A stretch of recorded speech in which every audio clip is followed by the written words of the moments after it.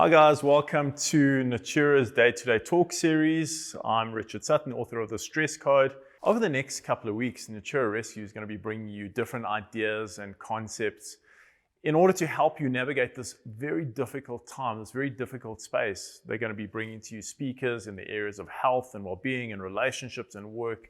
It's really an exciting campaign. I'm really proud to be part of it. If you're enjoying the show, I'd invite you to like it on all your socials, all our socials, share it as a watch party with your friends and your family, and basically just kind of share it as much as possible.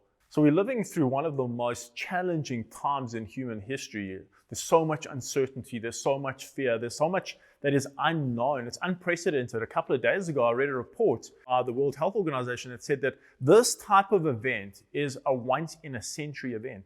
So we're really living through history now, and we really need as many tools as we can to navigate and get through this time. And this is what this episode is about. It's really about providing you with the skills, the resources, the tools to not only survive this period, but also to thrive.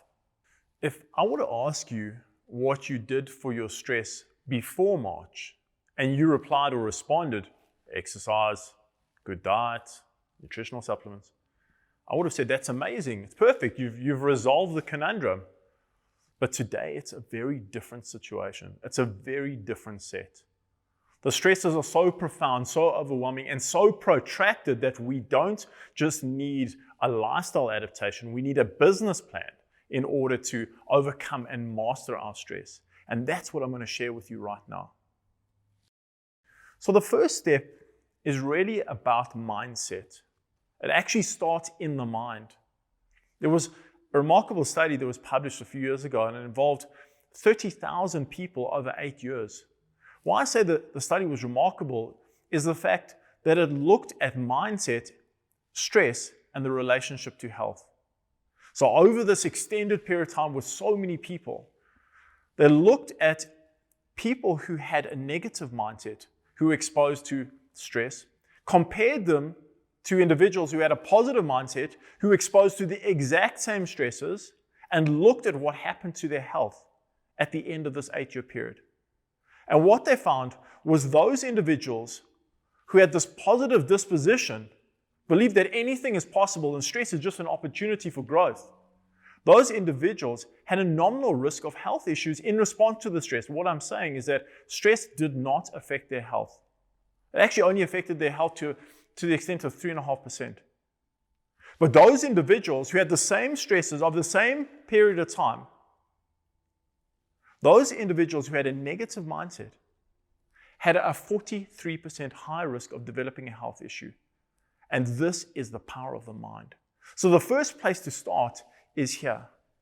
So you see stress as an opportunity and a vehicle for growth, an opportunity for change, an opportunity to move yourself to the next level. What we're experiencing right now is not the new reality. It's a transition to a reality. And the new reality will be far better than the old one. But transitions are always tough. And if you can get your mind around it, your head around it, the outcomes, your experiences, your well-being, the well-being of those under your care will be vastly different. Step one, mind. The second step in the ultimate stress management model involves connections with people. Now, what typically happens today is that when we feel vulnerable, when we feel weakened, when we feel stressed, we introvert. We're almost back into a corner, so to speak. And if we feel stronger, if we feel better, we rejoin our place in society. The reason why we do this is because society has a zero tolerance for failure, for weakness, for vulnerability. And this is a shortcoming. The minute we withdraw, we undermine our physical well-being, our emotional well-being, and our mental well-being. The thing is if we fight this instinct and we do what we've been doing for thousands of years, connect to people, galvanize, unite, we become strong. The reason why is that when we get stressed, we release two stress hormones, cortisol and adrenaline. In the short term, they give us superpowers, but in the long term, they're very destructive. And we need an anti-venom. But the incredible thing is that the body has this antivenom. It has a hormone that can neutralize all the negative effects of our stress hormones. And this hormone is known as oxytocin. When cortisol levels are high, we feel fearful, anxious, worried, angry. When adrenaline levels are high, that same state perpetuates, is amplified. So those are the two big stress hormones. But oxytocin has a very different effect. When oxytocin levels are high, we feel fearless. We feel self-esteem. We feel confident. We feel empathetic. These are the tools for success. These are the leadership tools of the future. And how do we raise this incredible molecule? How do we increase this stress antivenom? Not by going into a corner, not by withdrawing, but by sharing our experience of stress, by connecting to people, by performing pro-social acts, more care, more empathy, more compassion. The minute we engage with people on this level, oxytocin levels spike. Our biology changes. Our mindset changes. Our reality changes. So I urge you not to use the typical societal model, and that is come back when you're stronger, but fight that and connect.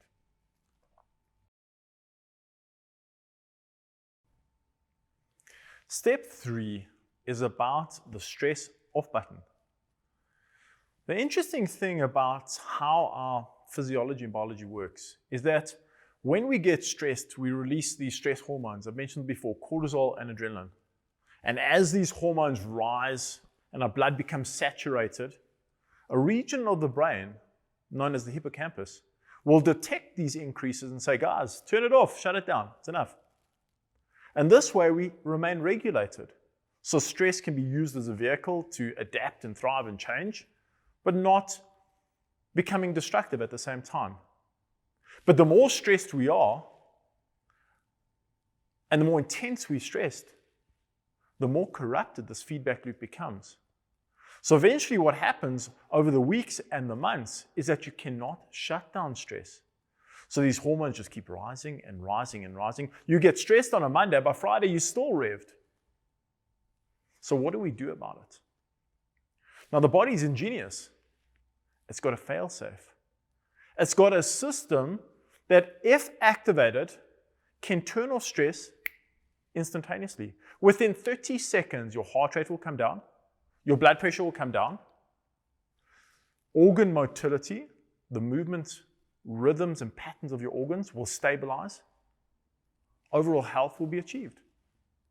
This system is not a hormone, it's not a protein, it's not a molecule. This system is actually a nerve. And the minute we tap into this nerve, we change our reality. We can literally turn stress off instantaneously, at will. Now there's a variety of activities that we can incorporate and use and draw from that are able to tap into this system known as the vagus nerve being the stress off button. But there's one more feature that this vagus nerve has that's even more powerful, even more profound. And that feature is the fact that it controls inflammation. So previously, when I say previously, a couple of years ago, it was believed that some diseases have their roots in inflammation, basically a dysregulated immune response. Today, it's believed that every single chronic disease has its roots in inflammation. So if you can control inflammation and you can control stress, all of a sudden you've got this health, this potential that is unlocked. And it all lies in this vagus nerve. So how do we tap into it? How do we access it? We can do it passively. We can get someone to help us with it. Or we can do it actively. We can actually stimulate the system ourselves. Now, the interesting thing is that you've already been targeting the system without knowing it. Because every time we feel overwhelmed and stressed, what do? What do we do instinctively? We slow down and take a deep breath. That deep inhalation all of a sudden creates magic in the body, because with that deep breath, you stimulate certain receptors in the heart and in the throat, and they interface directly with the stress off button. You also interface with nerve branches in and around the rib cage that interface directly with the brain through the vagus nerve. You can turn off anxiety. You can turn off an over-aroused system just by slowing your breathing rate down. And this is just the beginning of it. There are other mechanisms by which breathing and the vagus nerve interrelate. So there was a big meta-analysis, a group of studies looking at exactly this. What is the best breathing method in order to tap into not a calming state of mind or calm state of mind, but rather into the vagus nerve? And what they found is if you slow your breath or breathing rate down to 5 to 6 breaths a minute for a period of 4 to 12 minutes, vagus nerve on, stress off. Another way we can activate the vagus nerve is through regular participation in yoga. I have to admit that before I started my research, I was a little bit skeptical about yoga. I didn't believe that it could deliver on promises. But following my research, I realized that it can exceed all our expectations. There was 59 studies showing that yoga not only activates the vagus nerve and turns stress off, but it also increases its tone and its integrity, thereby controlling inflammation. Yoga has been shown to control depression. Yoga has been shown to control anxiety, help moderate stress. It's an incredible tool. We've got great apps, we've got great instructors right now. And this is just one of many different tools. Meditation is equally as powerful. Submersion in water, cold water, is also a vagal activator. If you have the opportunity to go see a therapist, a reflexologist, an acupuncturist, an osteopath, these are all vagal activating activities.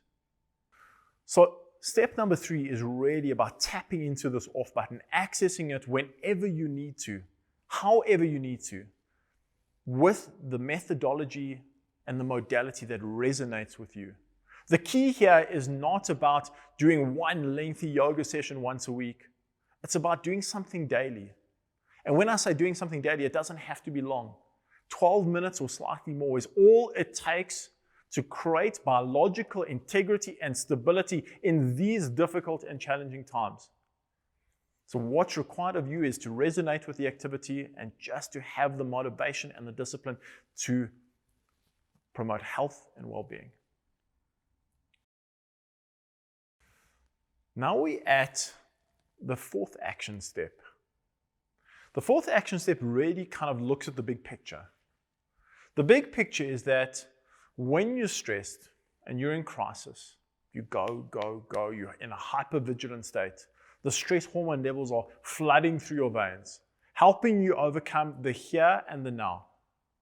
But what happens after that? How do we feel following the initial crisis being removed from our lives? We all know that feeling.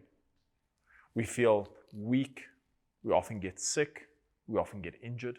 We feel emotionally unstable. We feel unmotivated. The thing is about stress is the worst effects of stress are not at the time, but following the crisis. And this is what makes action step 4 so important. So during stress, what typically happens is the stress hormones will create a recalibration of our hormonal system and our neurochemical balance. So you produce less hormones that are responsible for our physical strength and integrity and our youthfulness, specifically growth hormone. We also see a reduction in the production of serotonin, a mood modulating hormone and neurochemical. So what do? How do we remedy this? This is where the selection of key lifestyle activities is so important. These lifestyle activities will include a careful selection of the exercise and activity we engage in. These activities will include a proper diet. These activities should include nutritional supplements, and a special class of nutrients can help you through the most demanding of times where you're working hours and hours and hours longer than normal. Not only is exercise important and good nutrition and nutritional supplements, but also the environments that we're exposed to. So often when we stress, we just don't venture out. We don't expose ourselves to nature. We don't expose ourselves to sunlight. We don't expose ourselves to family environments, and we certainly can't now. But the interesting thing about nature exposure is it can transform our health and well-being in the most difficult of times and circumstances. So putting it all together, we have this incredible set. Exercise more regularly, especially aerobic exercise right now. Eat foods that strengthen your structure and your emotional framework. Cut out the sugars, cut out the starches, cut out the chemicals, the preservatives, the artificial sweeteners. Keep it natural, keep it clean. Take nutritional supplements under the guidance of a physician or a trained professional. And most importantly, get outdoors. We have a beautiful country. We have so much to be grateful for. Use it, tap into it.